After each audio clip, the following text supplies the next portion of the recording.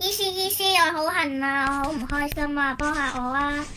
小朋友濕疹，皮膚痕到好似螞蟻搬家咁，媽媽們又焦慮又心急，唔使驚，等我教大家3招令到濕疹乖乖投降啦。第一招就係沖涼嘅水溫要拿捏好，因為好多時家長都以為熱水係可以殺菌，其實係大錯特錯㗎。沖涼嘅水唔好過37度，另外亦都唔好超過10分鐘，速戰速決先係王道。沖完涼之後，建議用20克嘅金銀花同埋20克嘅艾草煲10分鐘，攤涼咗之後再用棉巾洗擦一啲濕疹嚴重嘅位置，大概5分鐘，止痕嘅效果特別好㗎。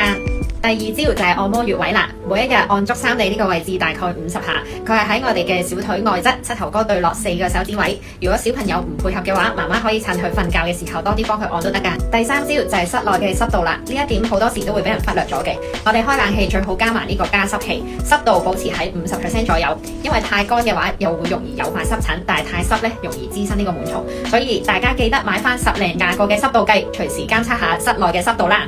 大病小病你要知，3招醫師幫你醫。我哋下條片見，拜拜。